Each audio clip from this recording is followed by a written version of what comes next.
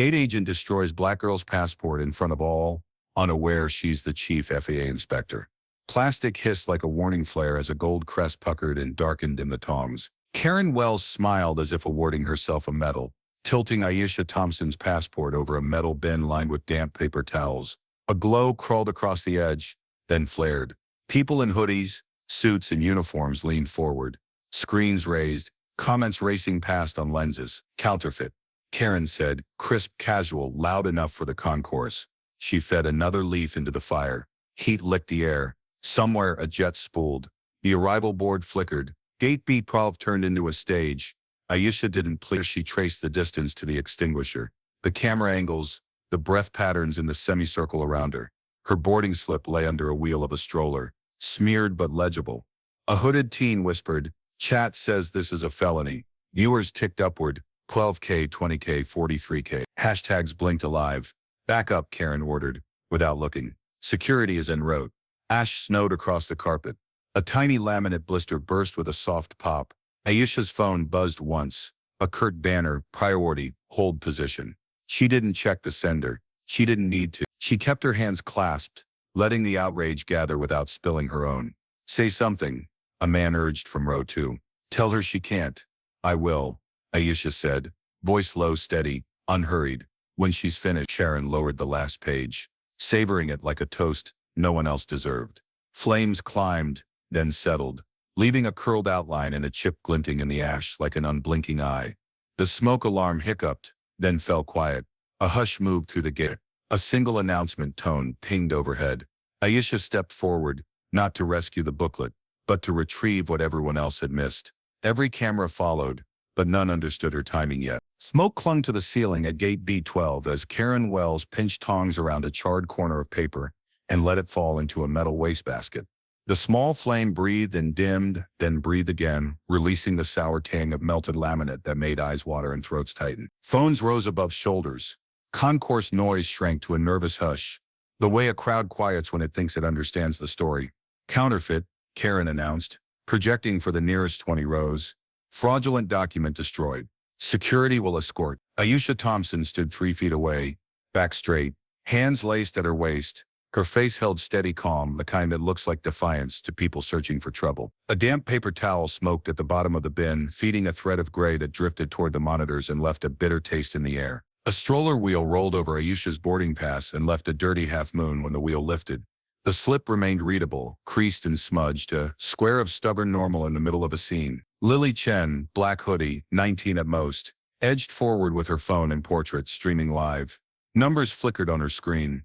1.8K, 3.2K, 5.6K. "We are at O'Hare, gate B12, she said quietly, angling to keep both faces. A gate agent burned a passenger's passport. "Passport burning," record from a distance. "Don't interfere." The chat surged anyway, hearts spinning, comments sliding in every language people use when they want to be seen by each other. A man in a navy suit murmured, "Good, if it's fake, she shouldn't fly." And a woman in a denim jacket answered, "You don't burn evidence." The word evidence stuck to the smoke. Aisha's coat pocket buzzed once, a short, distinct vibration. She kept her eyes on the basket. It buzzed again with the same code. She didn't look down. She breathed through her mouth so the sting in her eyes wouldn't make her blink. Karen adjusted her vest and lifted the tongs again as if this belonged to her job description. She set them down with a little clink that sounded like a private victory and turned the intercom on. "Passengers for Flight 317 to Montreal. Minor disruption at the gate. Please remain seated." Her tone made disruption sound like a choice one woman had made to ruin everyone's evening.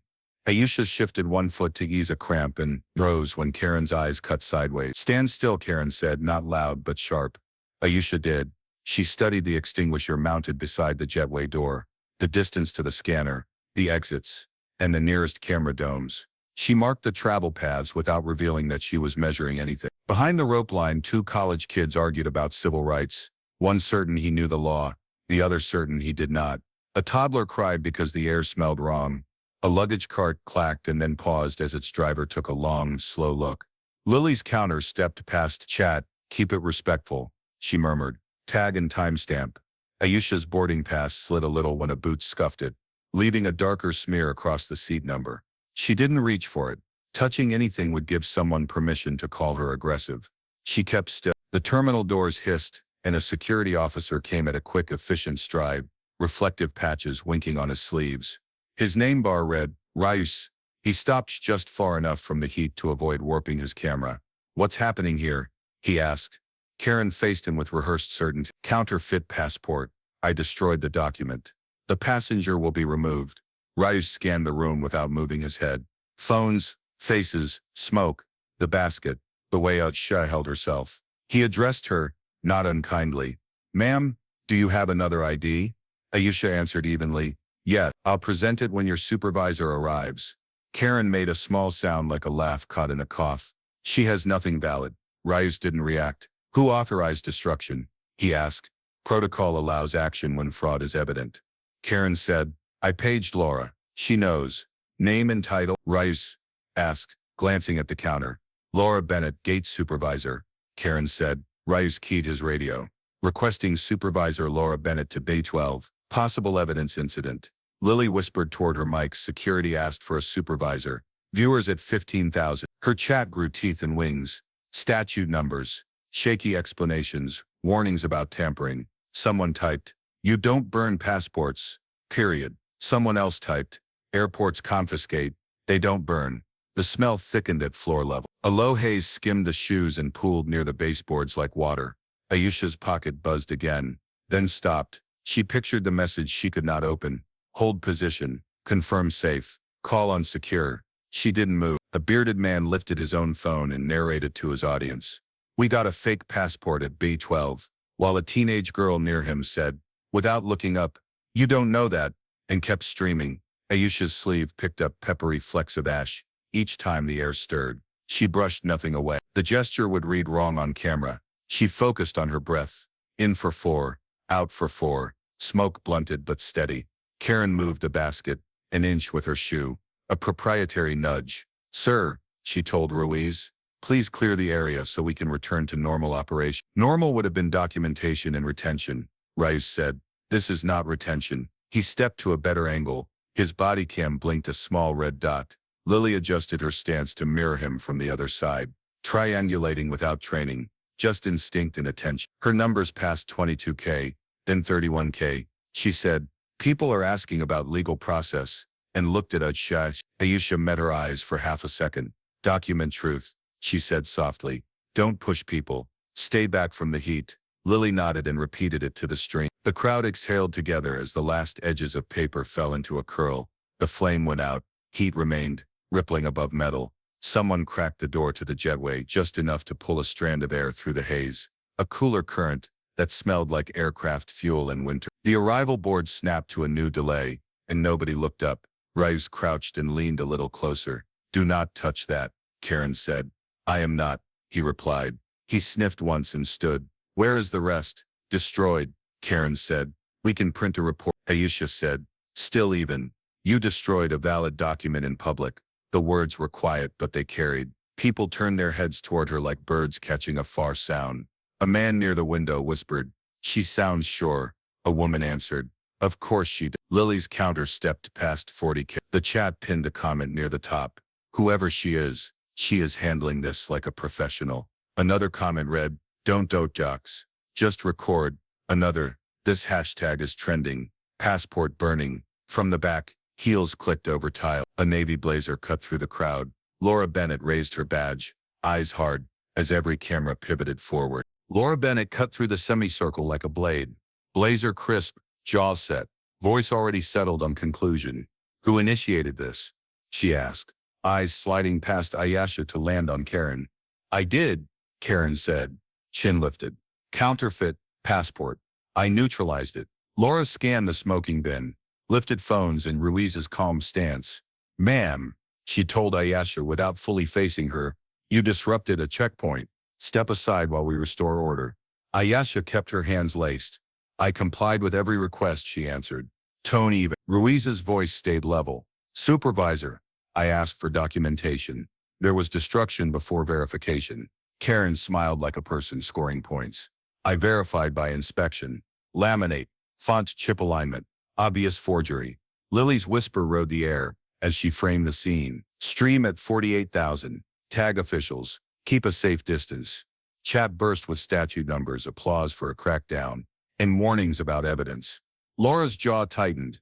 Smoke stung eyes. Someone coughed, a rolling bag thumped a seat and rattled away. Voices split down the middle, some urging removal, others insisting on evidence, many choosing silence while recording. The floor felt tacky with spilled soda and crumbs. "We will not adjudicate on social media," she said, flicking a glance at the lens. "Officer Ruiz, create a perimeter." Aisha's coat vibrated, a clipped pattern that meant priority calls stacking. She let it pass.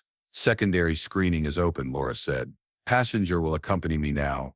"I will wait," Aisha replied until an evidence protocol officer arrived. The word protocol landed like a dare. "You don't get to demand anything," Karen snapped.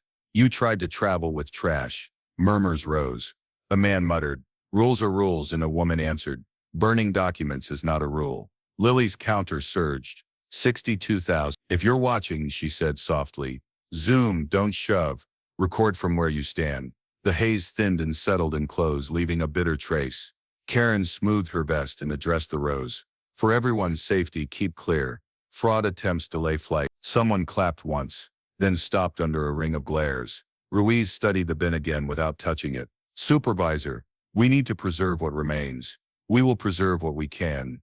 Laura said, a line that sounded like a concession but felt like a retreat. Aisha's phone buzzed again, then paused. She pictured the sender, brief messages. "Never panic. Hold. Confirm safe. Do not escalate." She obeyed, still patient, cataloging every action and omission. Pinned in Lily's chat, "Do not harass staff. Document and witness." Another, "This is blowing up. A traveler tried to slip through the gap for boarding." Ruiz redirected him gently. "We'll move quickly," he said. "Quickly would have been accepting my judgment," Karen said. Laura nodded. "Agent Wells performed a mitigation action. Our concern is removal." "Your concern," Aisha said, "steady, should be the federal record of what you allowed." "Escort her," Laura said. Ruiz waited one beat. "Ma'am, do you have additional identification?" "Yes," Aisha said.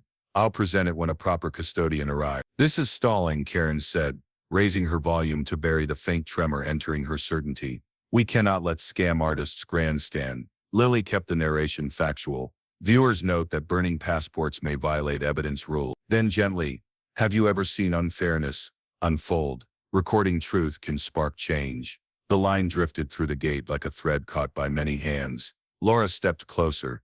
"If you comply, this resolves faster. If you follow the law, this resolves correctly." Aisha. Laura turned to Ruiz. "Remove her." He looked at the bin, Lily's lens in the faces. "Waiting for the second unit," he said into his radio. Copy came faintly back.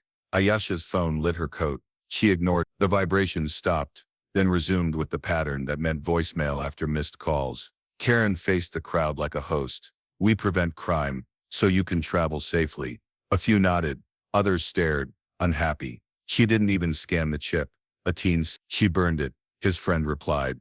Lily's total tipped past 95,000. "We've reached a lot of people," she whispered, then reframed to include all four principals. The image showed contrasts. A supervisor selling certainty, an officer weighing choices, an agent bathing in a spotlight, and a woman absorbing humiliation without surrendering purpose. A second officer arrived, slowed and listened while Ruiz briefed. Laura repeated her order. "Escort." The newcomer pointed at the bin. "Why is that still here?"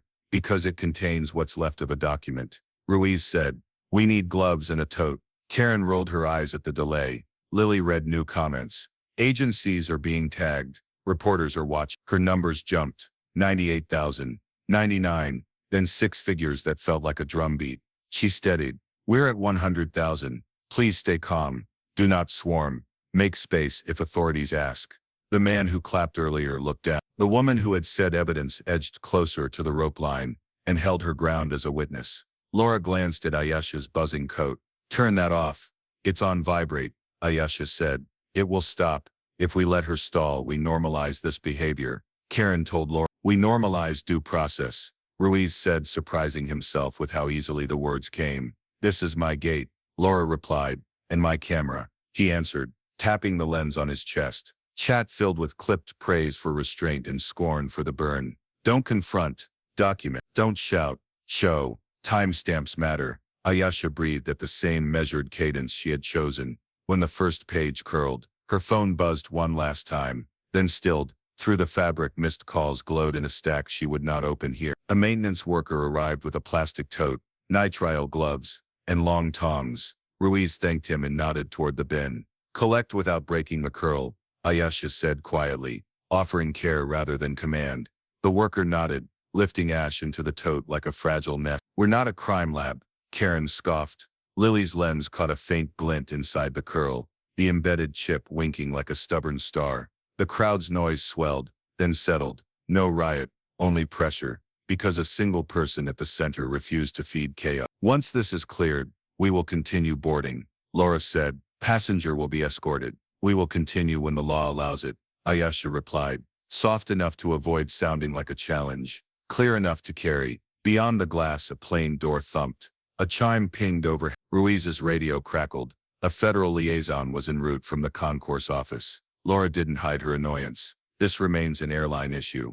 Not anymore, Ruiz said. Karen smiled for the room. Thank you for your patience. Nobody clapped. Phone stayed up, eyes locked on Aisha. Lily matched the woman's breathing to keep her own voice steady. Stay safe where you are, she told the stream. Your camera is a witness, not a weapon. Aisha looked at the tote, at the dim glint inside the ash, and kept her gaze there because the next step would require eyes that did not flinch from what had been taken and what remained. The tote rested on Ruiz's boot, while the maintenance worker eased a curled shard into it, ash whispering across metal. At the center of the gray spiral, a metallic chip flashed, stubbornly intact.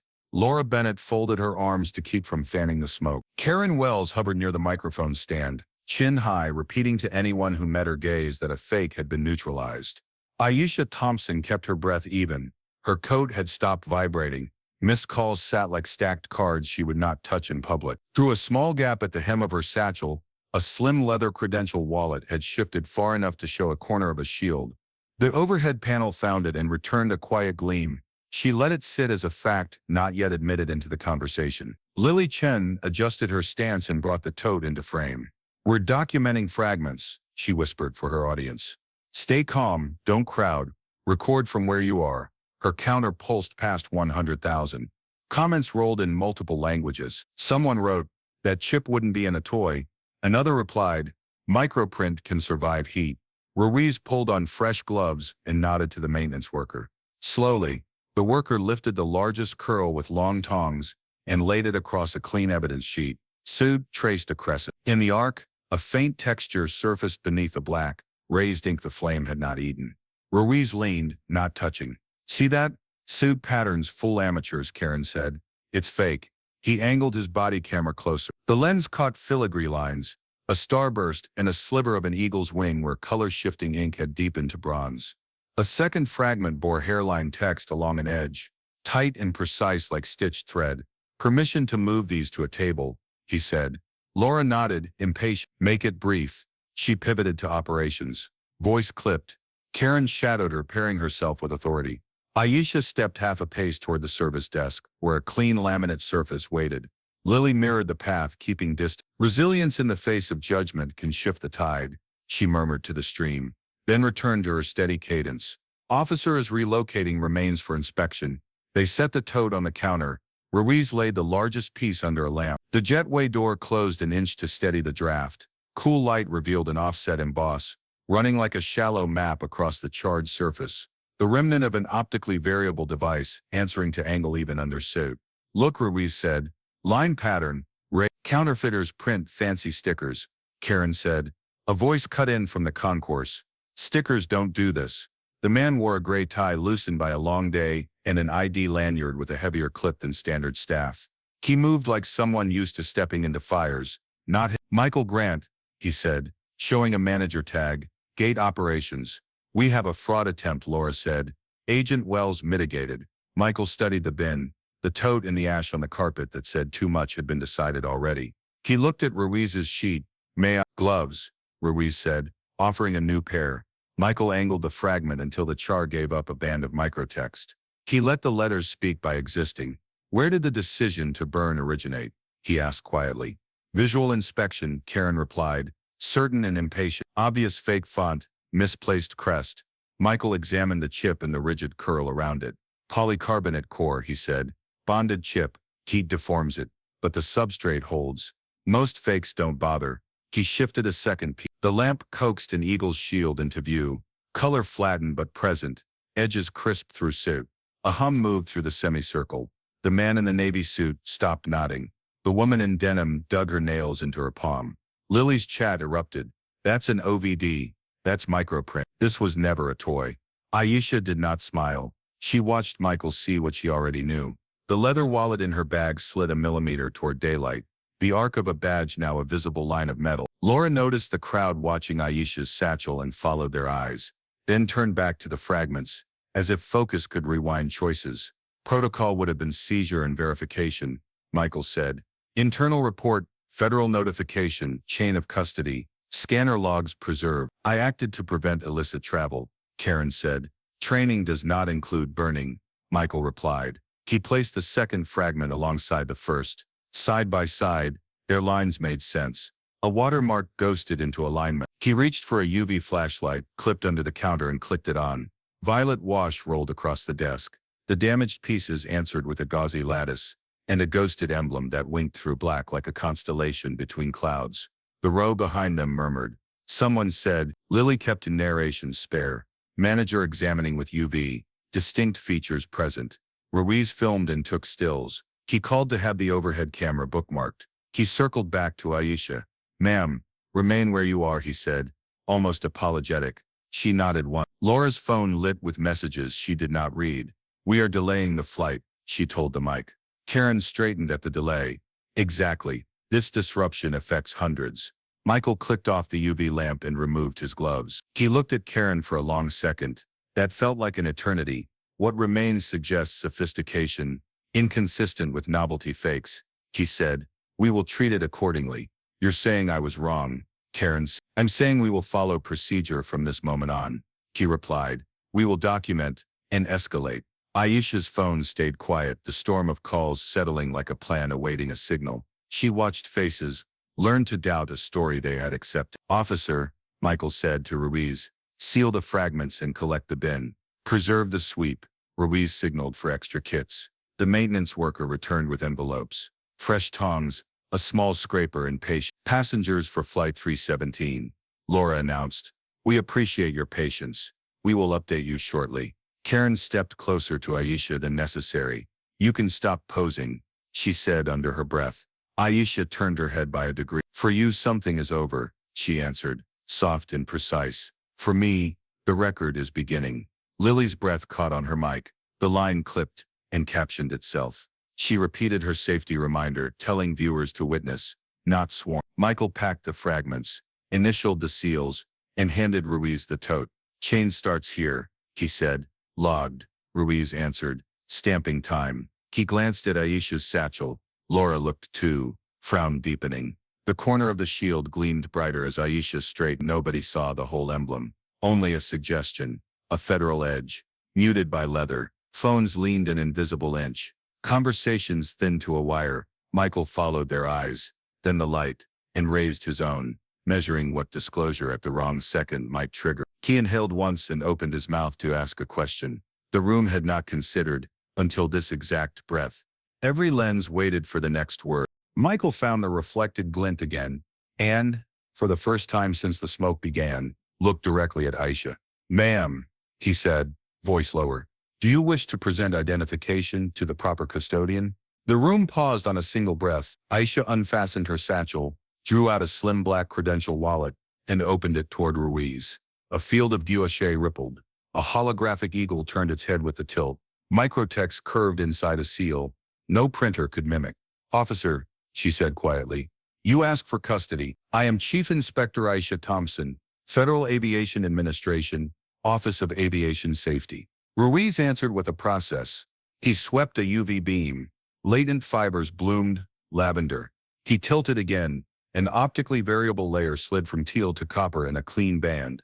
Michael, he said. Michael took the wallet with fresh gloves and found the embedded candogram, the rolling bar, and the micro-emboss that lived only on federal credentials. Credentials present and consistent, he said. Phones lowered to focus. The overhead display flickered. The gate chime pinged once and even the conveyor belt seemed to listen for what came next in silence. Karen laughed once, Brittle. Nice prop. Aisha faced her without heat. Agent Wells. You publicly destroyed a United States travel document without a chain of custody, scanner log or witness sign-off. You then attempted removal while the evidence was still smoldering. You are not speaking to a passenger. Laura's mouth thinned. This tone won't help you. Facts will, Aisha replied. She angled a little toward Lily's lens. Officer Ruiz, capture the credential at 45 degrees and the UV response for the record. Ruiz narrated time and angle.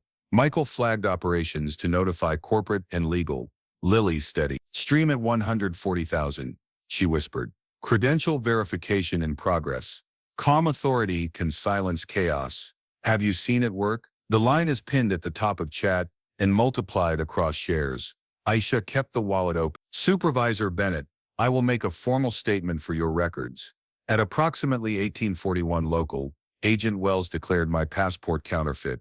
After a cursory glance, Aisha said, she seized it, carried it to a metal bin, and set it alight with improvised tools. She did not scan the chip or consult a fraud protocol custodian. I requested a supervisor and proper chain of custody. Both were refused until security intervened. Evidence now remains collected. Karen's cheeks flushed. This is theater. This is documentation. Aisha. Michael looked at Laura. We need incident response now. Laura nodded, calling a number that measured risk in sums rather than smoke. Lily's counter leapt, 180, 200, 240. An immigration attorney stitched guidance. A pilot typed, we don't burn anything. Aisha closed the wallet, dialed a single-speed contact, and spoke low. Thompson, O'Hare B-12. Credentials verified by airport security and gate management. Evidence preserved post-burn. I am assuming oversight until federal liaison arrival. She ended the call. Ruiz's radio chirped. Marshal en route, 3 minutes, he said. Karen raised her volume. You can claim anything. I saw a fake.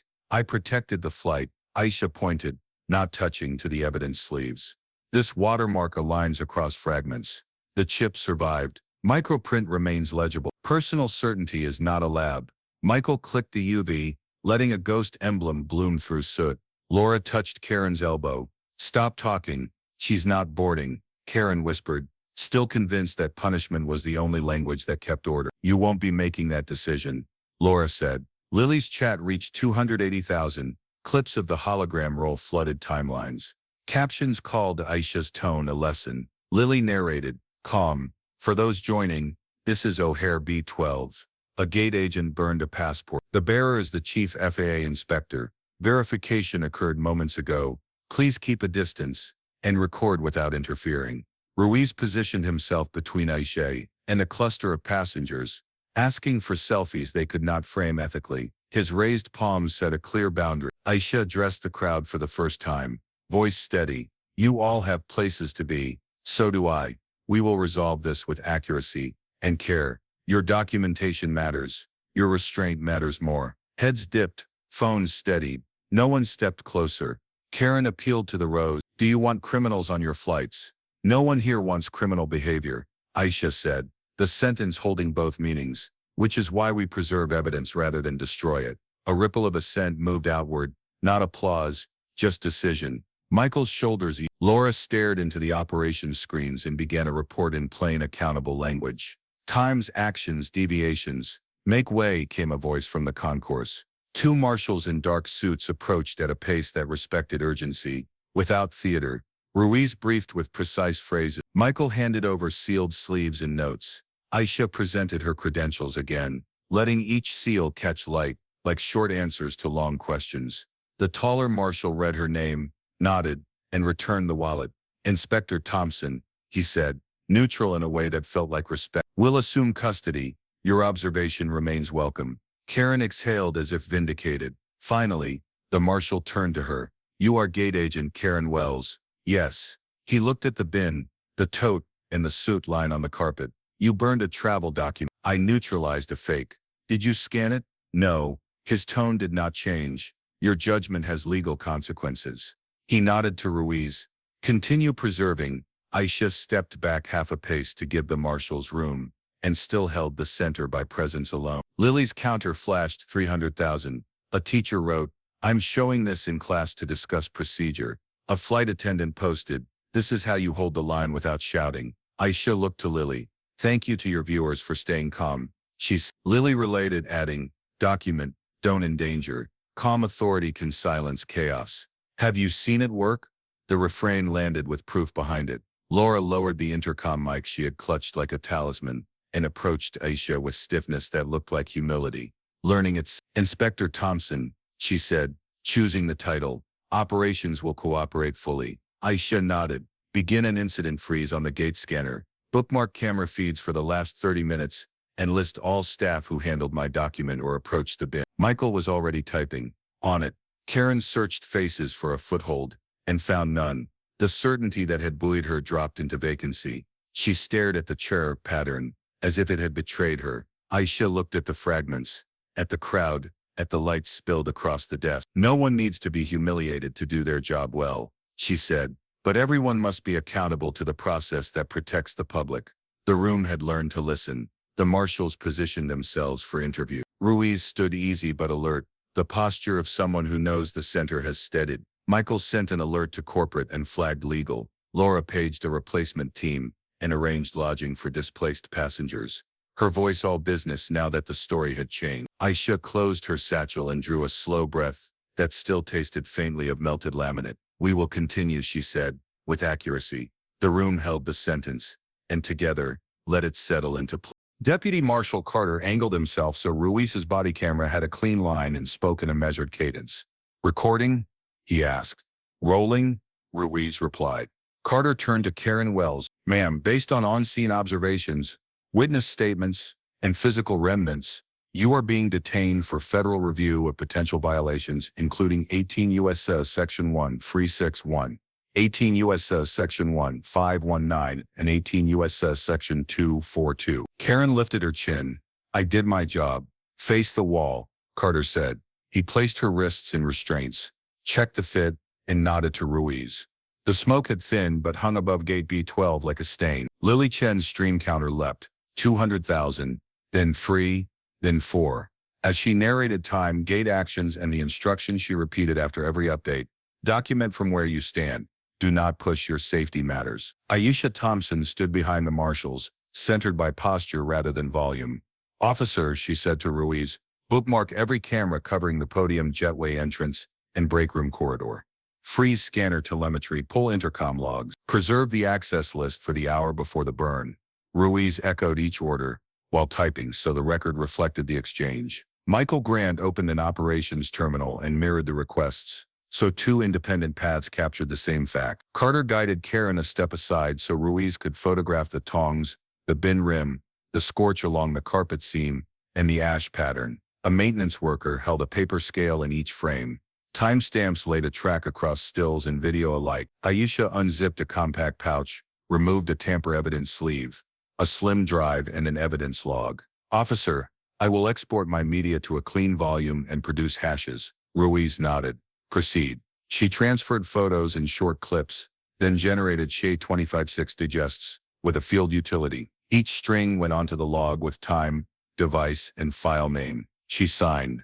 Ruiz countersigned. Michael added an operations note. Supervisor paged, scanners locked, camera IDs bookmarked. Across the seats, Laura Bennett balanced a cordless handset between rapid calls. She arranged a gate swap, meal vouchers, and crew relief while watching the tote holding the curled fragments. Carter read a brief holding notice to Karen and asked if she wanted counsel present before speaking. I want my manager, she said.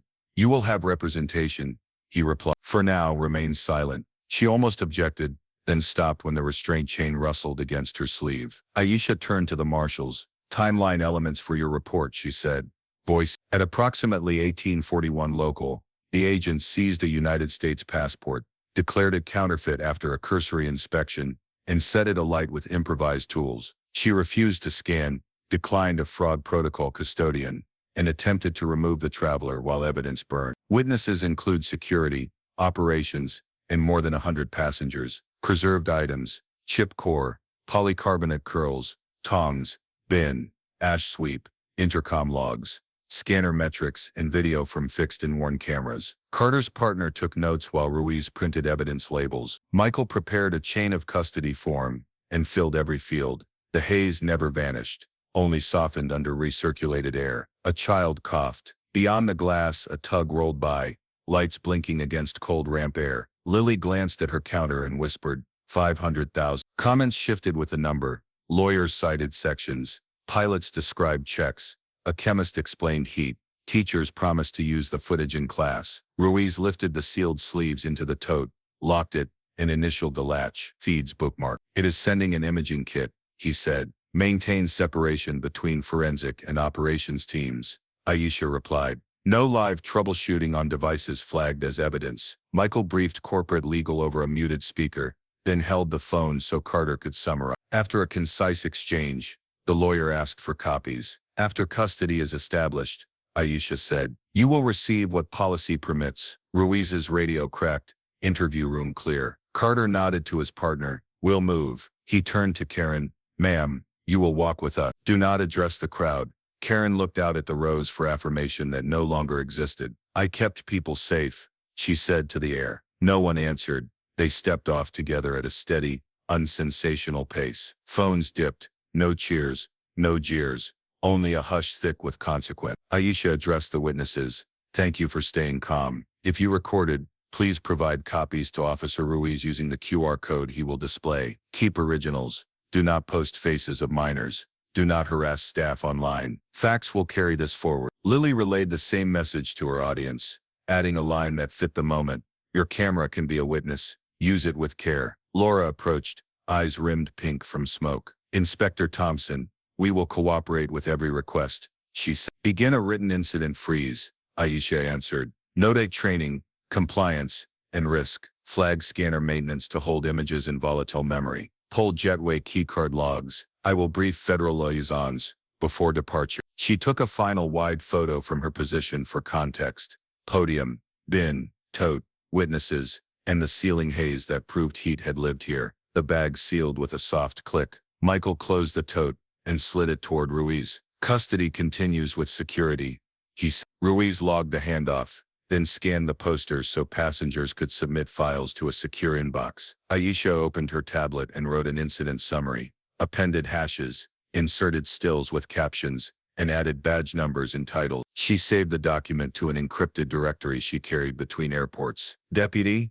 she asked Carter when he returned from the hall, do you require a formal statement now, or after relocation? After, he said, your preliminary logs suffice. We will interview in a controlled setting. The overhead display advanced schedules nobody watched. Announcements resumed. Soft. People rearranged bags, texted updates, and tried to reconcile a routine evening with what they had just seen. Aisha faced Lily for a sec. You handled a volatile scene with restraint, she said. Tell your viewers this. Calm saves lives. Precision seeds justice. Lily repeated the sentence, voice steady. The stream rolled on. Awake. Ruiz returned from the office with a clear evidence tote for the bin itself. Gloves on, he lifted the metal can, photographed soot under the rim, then nested it into the container and sealed it. He labeled the lid and logged the time. The maintenance workers swept the last pepper flecks into a paper envelope and handed it over. Aisha reviewed the desk one more time. Nothing remained except the lamp, a faint black arc, and the quiet knowledge that the law would now speak. She breathed through the lingering bite in the air and let the room return to ordinary movement. Carter paused at the doorway and looked back. Inspector Thompson, he said, thank you for the clarity. Thank the cameras, she replied, and the people who used them responsibly. He tipped a nod and disappeared with his partner and their detainee into the concourse. The crowd opened, then closed, like a The evening moved on, altered yet intact, and justice, plain, procedural, unspectacular, took the lead. The smoke never truly vanished at Byblev. It thinned into a faint stripe beneath the vents, a quiet ledger of what heat had done. Passengers drifted toward reassigned gates, still glancing back at the tape seam in the carpet, and the clear box that held the scorched metal bin like a museum piece. Laura Bennett kept rebooking with a clipped tone and a legal pad full of times. Michael Grant closed the chain of custody for the fragments and signed the transfer to security. The monitors still flickered with delays. Deputy Marshals Carter and Singh escorted Karen Wells to processing without spectacle. The corridor swallowed sound, only the click of cuffs and the soft scrape of shoes registered against linoleum. In a glass-walled office, a magistrate approved detention pending initial appearance. A federal defender signed forms. A preliminary sheet listed destruction of government property, obstruction by destruction of records, and deprivation of rights under color of law. Intent would be argued later. Impact already lived on video from 100 angles. At the gate, Aisha Thompson shifted from incident control to structured briefing. 2 tracks, she told Laura and Michael. Criminal review for the individual, civil and administrative accountability for the carrier. She dictated a preservation list. Scanner images in memory frozen. Kiosk firmware locked. Intercom logs cloned. Keycard entries exported. Staffing rosters preserved. And breakroom cameras safeguarded. Michael relayed to IT and facilities. Laura wrote each instruction down. Calls layered in. Corporate counsel joined with the insurer's crisis team and a Department of Transportation liaison. Aisha stayed procedural. Treat this as an active evidence scene until security releases it, she said. No cleaning, no firmware updates, no policy edits without archival copies. She laid out numbers instead of threats. Witness count above 100, multiple angles of video, intact microfeatures, and a complete chain after the burn. This is not a single lapse, she added. This looks like culture. We will test that hypothesis. By evening, market tickers suggested after-hours pain. Internally, the airline's risk team floated exposure estimates that made the call go carefully and quietly. Counsel used words like consent decree, monitorship, and punitive exposure. Aisha answered with remedies.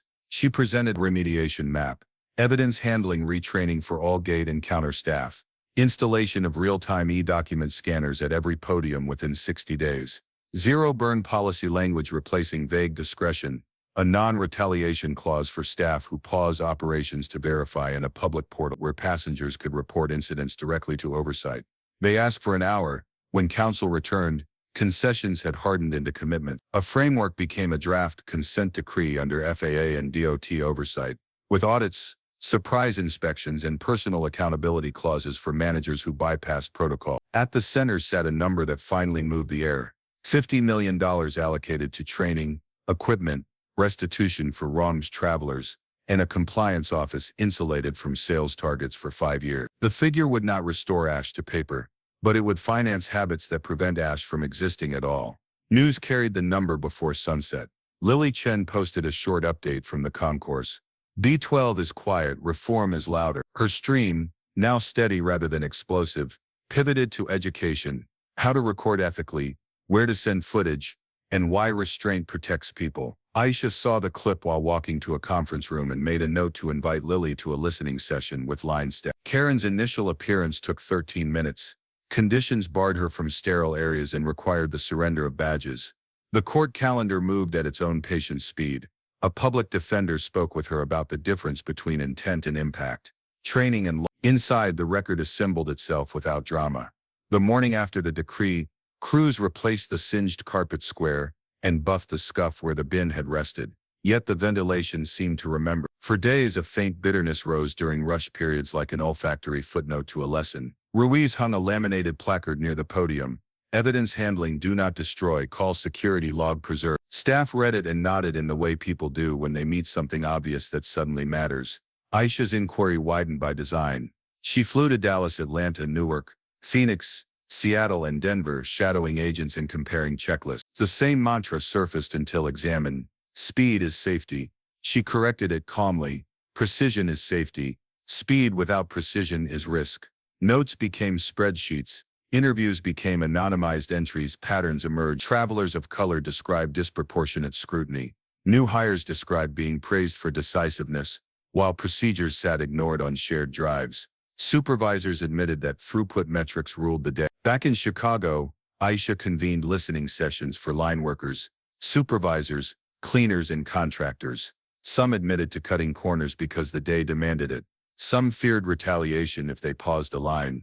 Others described how jokes hardened into habit. She thanked each speaker, then turned sentiment into structure, a non-retaliation policy with teeth, protected time and shift schedules for checks and escalation, and a one-page decision tree posted where eyes actually lingered during rush. Installation crews arrived with pallets of document scanners that read chips, verified fonts, and logged every inquiry to tamper evidence storage. Training modules used de-identified footage from B12. Procedures were narrated in plain language, not corporate euphemism. The public portal launched with a promise. Reports reached oversight before PR. Quarterly metrics would be published with context rather than spin.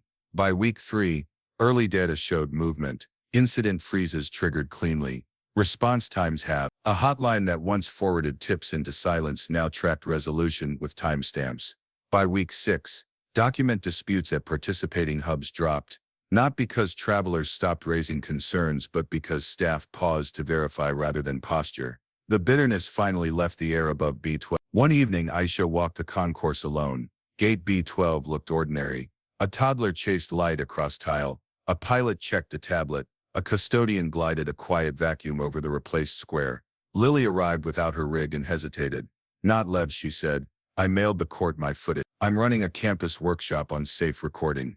Aisha thanked her. "Witnessing without harm is a discipline," she said. "Teach it, and it outlives a headline." Lily's relief looked like someone finally exhaling after days of holding breath. Laura approached with a thin fold. She had spent afternoons on the floor coaching rather than posturing and had rewritten procedures twice. "Final audit numbers," she said. "We passed." Michael joined, pointing at a plaque that credited reforms to workers, passengers, and regulators. Together, he looked like a professional whose shoulders could finally lower. Aisha studied the vent where smoke had once curled and the seam where new carpet met old. She thought of the consent decree and the money now moving into scanners, training, community redress, and a team built to measure change. She thought of the criminal case that would proceed at law's pace, and the daily choices that would matter more than any headline. "Resolution isn't the end," she said to no camera at all. "It is proof that the next decision will be different if we honor what this scene taught." 3 months later, Gate B-12 no longer looked like the place where smoke had curled above a burning passport. The scorched carpet had been replaced with new fibers woven in muted gray, but the biggest change wasn't cosmetic. It was systemic. Mounted beside the podium now stood a sleek document scanner with a green ring of light that verified chips, watermarks, and holograms in seconds. Screens above the boarding lanes displayed a pledge: every traveler deserves dignity. Every document deserves verification, not destruction. Aisha Thompson walked the concourse with the air of someone whose presence was no longer a mystery. She had been appointed Director of Aviation Civil Rights Reform under the FAA, a role created after the O'Hare incident forced the industry to confront its own blind spots. Her black suit was practical, but the badge she wore on a lanyard carried weight. It no longer needed to hide inside a satchel. She paused near the gate where employees ran through a bias awareness drill. Trainers projected real scenarios onto monitors and staff acted them out. Hesitation, escalation, correction. The final step always ended with the same words: preserve evidence. Preserve dignity. Passengers noticed the difference. Families walked through without feeling eyes linger unfairly. Agents checked documents with calm, measured gestures, letting the scanner and the process speak louder than prejudice. The atmosphere was calmer, freer, not because surveillance had grown heavier, but because accountability was visible and fair. Aisha watched a young agent reassure a nervous traveler, guiding her through the new verification system. "No need to worry," the agent said gently. "The scanner logs everything. We keep a copy for your protection as well as ours." That sentence alone marked how far the culture had shifted. At headquarters, corporate compliance reports flowed straight to Aisha's task force. The $50 million ability settlement had funded new technology, paid restitution to travelers impacted by misconduct, and mandated bias training at every domestic hub. Metrics were public, not buried. Complaints down 72%, wrongful detentions cut in half. Response times faster because staff no longer feared pausing to verify. Airports in London, Toronto, and Sydney studied the U.S. model, citing B-12 as the turning point for their own reforms. The smoky memory still lingered for those who had been there. Lily Chen, once a teenager live streaming with shaking hands, now works part-time with Aisha's outreach program. She visited campuses, teaching students how to record responsibly, how to protect privacy while exposing injustice. Change starts with collective action. "Will you join?" she asked her audience. The phrase echoed across her workshops, a quiet anthem rooted in that day's decision to document rather than inflame. Inside the renovated gate, subtle plaques reminded staff why reforms matter. One read, B-12, From Ashes to Accountability. Another listed statutes cited that night, a reminder that law lived in daily procedure, not just courtrooms. Marshals passed through occasionally, nodding toward the upgrades that had grown out of their work. Roos still patrolled, his body camera red dot glowing steady, but now he carried on conversations about training and prevention. Instead of containment, Aisha convened quarterly summits with airline executives, civil rights advocates, and union representatives. The message never shifted. Precision is safety, dignity is policy. She reviewed charts showing drop-offs in complaints, growth in verified scans, and improvement in employee surveys. Fear had not disappeared, but procedure gave staff something firmer to lean on than impulse. This is how trust is built, she told them. Not with slogans, but with verifiable action. Travelers themselves became advocates. Hashtags that once burned with outrage now trended with gratitude. Verified dignity. Travel with families posted videos of smooth interactions, praising staff who paused to check rather than accuse. The viral energy that once condemned is now celebrated in reform. What had been chaos transformed into a narrative of growth. Yet Aisha never let the memories soften. At each speech she gave, she returned to the image of ash in a bin, a child coughing from smoke, a crowd frozen between fear and outrage. She spoke plainly. That moment proved how quickly dignity can be stripped, and how quickly collective action can restore it. It is on all of us to guard that balance. Audiences listened not as if to a politician, but to someone who had lived the scene they had watched millions of times. As dusk stretched over O'Hare, Aisha stood once more at beat. The air was clean now, the hum ordinary, but her eyes traced the seam where old carpet had ended and new began. She breathed the difference. No haze, no acrid tang, just the measured rhythm of an airport moving forward. Change is never permanent, she thought, unless people keep choosing it. She glanced at Lily, who was explaining to a small group of students how systemic equality required not just rules but vigilance. Aisha, the transformation was not the triumph of one person, but of a system forced to look at itself and decide to grow. And it all began with witnesses who refused to look away. Change starts with collective action. Will you join? 3 months after the night when smoke curled above Gate T12, the memory of ash inside a metal bin no longer belonged only to those who stood there. It had become a symbol, cited in speeches, studied in legal seminars, projected in classrooms, and shared across continents. What began as humiliation in a crowded gate turned into global momentum for accountability. And now, as the story closes, the responsibility moves outward from one woman standing still to every person listening.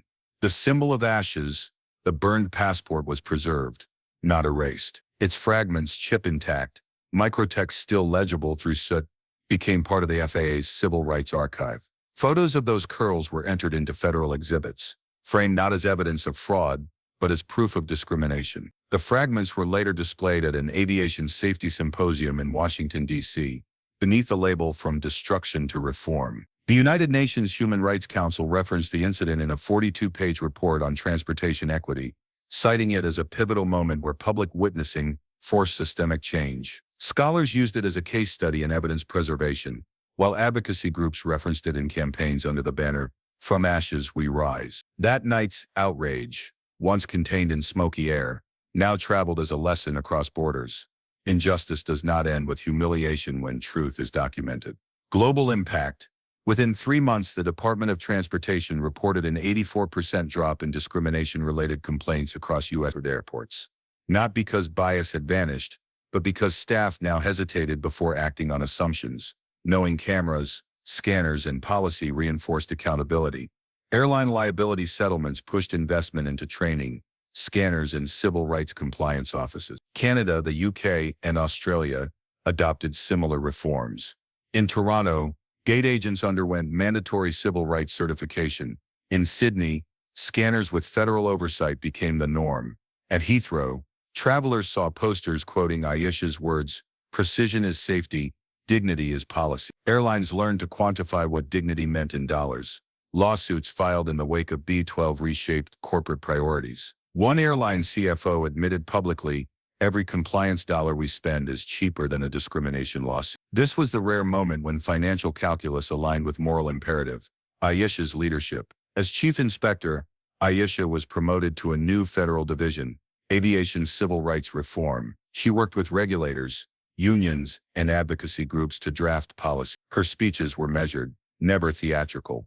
She did not court viral moments, yet clips of her speaking quietly into microphones at hearings often spread faster than fiery soundbites. "Calm authority can silence chaos," she repeated in one congressional testimony. echoing the line that had rippled across Lily Chen's live stream. That phrase now lived on protest banners, classroom slides, and even in training manuals. Aisha's role was not symbolic. It was procedural. She audited scanner logs, reviewed compliance reports, and made unannounced inspections. Staff no longer whispered about her as a mysterious passenger. They knew her as the official who read their records with precision and fairness. The power of witnessing. Lily's stream that night had reached 500,000 viewers, but the story didn't end when she pressed end live. She curated the footage into workshops for students on responsible witnessing. She taught how to document without endangering others, how to blur minors' faces, and how to protect privacy while amplifying truth. Universities invited her to speak. NGOs partnered with her to train volunteers. Aisha often cited Lily in speeches. One camera, used with care, preserved the truth when everything else tried to erase it. Here lies the lesson for every listener. You may never wear a badge, but you can hold a lens. You may never run an agency, but you can record what power tries to hide. Collective responsibility. Systemic reform doesn't begin with a decree. It begins with people who refuse to look away. Aisha reminded audiences that the marshals only arrived because passengers documented, because security preserved, because Lily streamed responsibly. Change was collective, not singular. She posed questions that echoed in auditoriums. If you see unfairness, will you step closer with a phone or turn away? If you hold evidence, will you post for clout or preserve for justice? If dignity is stripped in front of you, will you stand still or stand firm? The answers, she insisted, defined whether B12 was an isolated memory or a seed for permanent reform. Call to action. Now the weight shifts from story to listener. The reforms are real but fragile. They require constant reinforcement. So here's the call. Record injustice. Report to authorities. Share Aisha's story. Your evidence can spark change. If you witness discrimination in transportation or customer service, protect the dignity of those harmed. Report responsibly. File complaints with the Department of Transportation, local consumer protection agencies, or civil rights offices. Your footage means little if it never enters the record. Share why viral outrage can force attention, but responsible sharing protects victims while exposing the truth. Aisha's burned passport became a catalyst, not because one woman suffered, but because witnesses acted, and because those witnesses chose accountability over apathy. The new legacy of B12. Where ash once stained carpet, a plaque now reads, "From ashes we built accountability." Travelers pass it without knowing the full story, but some pause, search the hashtag and learn. The plaque is not decoration, it is a warning to staff, a reassurance to passengers, and a promise to regulators. Aisha often says, justice is never loud at first. It begins in whispers of a lens focusing, of a report filed, of a signature on a form. Enough whispers become undeniable. That is the legacy of B12, not fire, not smoke, but whispers, evidence, and reform. Final appeal. To everyone hearing this, Aisha's calm turned humiliation into reform. Lily's lens turned smoke into proof. 500,000 witnesses turned outrage into pressure. Law turned fragments into policy. Now the responsibility extends outward, to you, to us, to anyone who may one day stand in a concourse, a bus stop, or a customer line and see dignity stripped in plain sight. Will you look away, or will you record? Will you shrug, or will you report? Will you stay silent, or will you share? Because injustice does not end when it happens. It ends when it is witnessed, reported, and transformed into reform. So take this story with you. Carry it like a badge, not of authority, but of responsibility. And the next time smoke rises in front of you, literal or figurative, remember Aisha's stillness, Lily's lens, and the truth that collective action can turn ash into accountability. Record injustice, report to authorities, share Aisha's story. Your evidence can spark change.